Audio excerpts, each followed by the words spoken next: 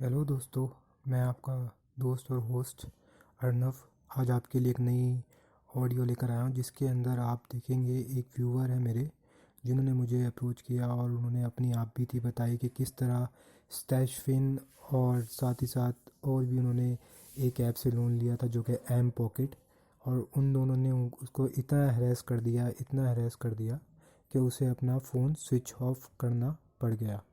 और अगर आपने भी स्टैशफिन या एम पॉकेट से कोई लोन लिया है तो प्लीज़ ये रिकॉर्डिंग पूरी सुनिएगा और इस रिकॉर्डिंग को एंड तक सुनेंगे तभी आपको समझ आएगा कि अगर इन फ्यूचर आपने कभी इनका लोन नहीं भरा तो ये किस तरह से कस्टमर को हैरेस करते हैं और इतना परेशान कर देते हैं कि कस्टमर अपना फ़ोन स्विच ऑफ ही कर देगा या तो इनके फ़ोन नहीं उठाएगा और साथ ही साथ ये रेफरेंस बोल के आपके कॉन्टैक्ट डिटेल्स को का एक्सेस लेने के बाद उस पर कॉल करके भी रिकवरी करते हैं, जो कि आरबीआई को तो ये क्योंकि ये मानते ही नहीं है बिल्कुल भी। इनके लिए तो आरबीआई ऐसा है कि कोई है ही नहीं। पैसे निकालने हैं कस्टमर से, चाहे कस्टमर की जान चली जाए, इनको उसकी कोई परवाह नहीं है कैसी भी।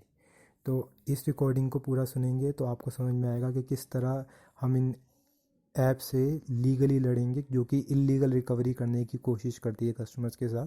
और साथ ही आपसे मेरी एक रिक्वेस्ट है, अगर आप चाहते हैं मैं इसी तरह लोगों की हेल्प करूं तो प्लीज़ मेरे चैनल को लाइक करें, सब्सक्राइब करें और शेयर करके ज़्यादा से ज़्यादा लोगों तक पहुंचाएं। हेलो। हेलो भैया। हाँ जी बताइए क्या हुआ आपके साथ, क्या स्टैशफिन ने क्या फ्रॉड किया आपके साथ? सर भैया देखिए, मैंने स्टैशफिन से 3 महीने पहले 5,000 का लोन लिया था भैया। अच्छा। अप्लाई किया था।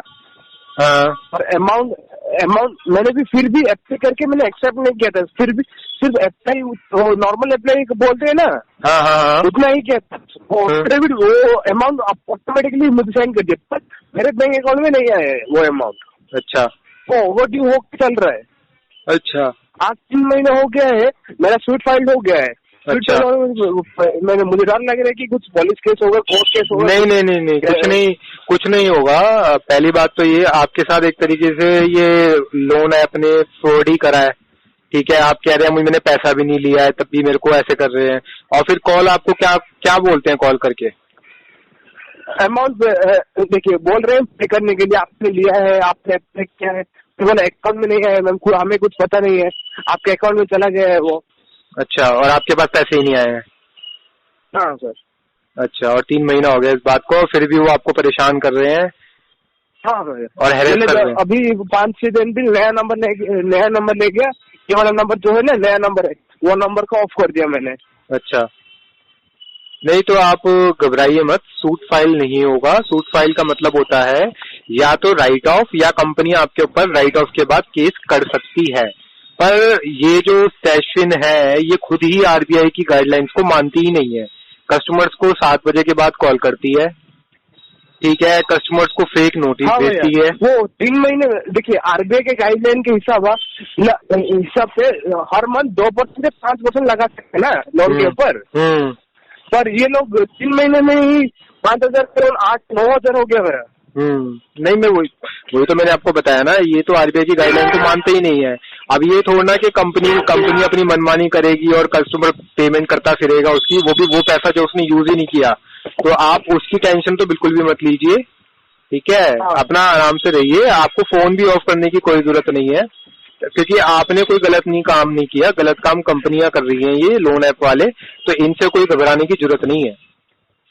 ओके। और नोटिस हो जाएंगे तो वो सब कुछ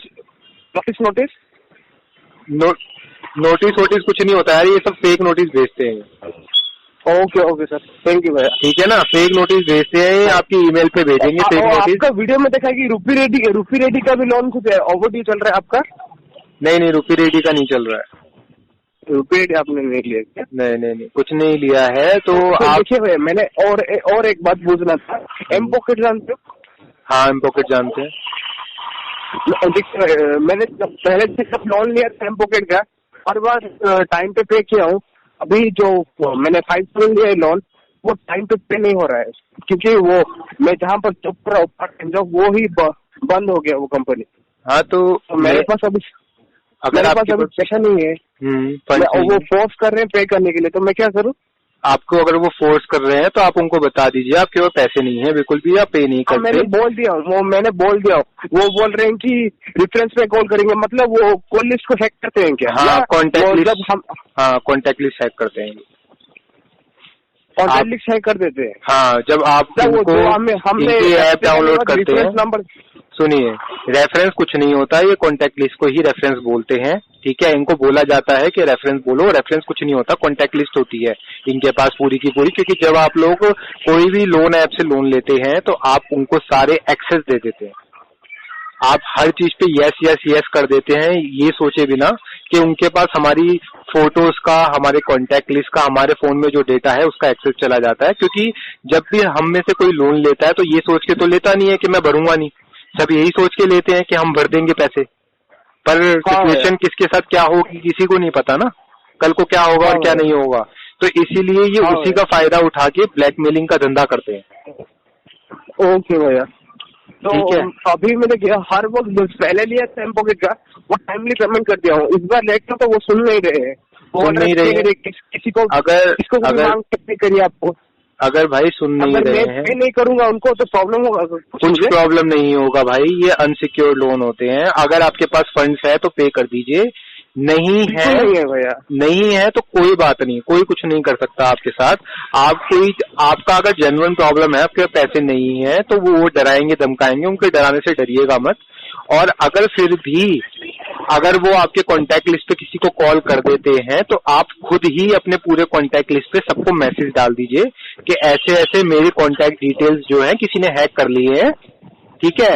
अगर आपके पास मेरा नाम लेके कोई कॉल आए तो प्लीज उस कॉल को इग्नोर कर दीजिएगा, बस। ओके, ये मैसेज डाल दो वहां पे। अब आप उनको पहले ही बता दोगे तो वो क्या कर लेंगे, आपका कुछ नहीं कर पाएंगे क्योंकि आपने पहले ही बता दिया है। हाँ, और अगर वो ये काम करते हैं तो ये इलीगल काम है, ये लीगल काम नहीं है। हाँ भैया, ठीक है, तो घबराइएगा मत, परेशान मत होइए। मैं नहीं करूँगा तो कुछ प्रॉब्लम नहीं है ना? नहीं, अभी आपके पास जब हो आप तब भरिएगा, ठीक है। आपके पास नहीं है तो कोई परेशान मत होइए, डरिएगा मत, घबराइए मत, ठीक है। हाँ भैया, चलो। और देखिए भैया, वो ईसीएस बाउंस कर रहे हैं तो कुछ प्रॉब्लम होगा क्या? ईसीएस बाउंस से आपके ऊपर ईसीएस के चार्जेस लगते रहेंगे, बैंक आप पे चार्जेस लगाता रहेगा ईसीएस बाउंस होने के। भैया देखिए, ईसीएस बाउंस होने पर देखिए मेरे बैंक अकाउंट स्टेट में पैसे तो वो काट के पूरा जीरो बैलेंस हो गया, वो नेगेटिव पे चला जा रहा है। हाँ। तो ईसीएस बाउंस वो उस अकाउंट में अभी कभी कुछ पैसा नहीं डाल रहा हूँ, क्योंकि पैसा डालता हूँ तो कट हो जाता है, इतना ईसीएस बाउंस कर रहे हैं वो। आप एक काम कीजिए, उसका एक ही इलाज है, आप अपना बैंक अकाउंट चेंज कर लीजिए, किसी और बैंक में अकाउंट खुलवा लीजिए, ठीक है। पर खुल दिया। आप दो चीजों का ध्यान रखिएगा, पहली चीज ईसीएस को कैंसिल मत कराइएगा, ठीक है। दूसरी चीज अपना बैंक अकाउंट को बंद मत कराइएगा। हाँ भैया, ठीक है। आप लीगली चलिए, उनको इलीगल काम करने दीजिए, जो वो कर रहे हैं करने दीजिए, आप लीगली चलिए। आप कोई भी इलीगल काम मत कीजिए, उनको करने दीजिए जितने भी इलीगल काम कर रहे हैं। ओके भैया, ठीक है, थैंक यू भैया। ओके। हाँ भैया, ओके।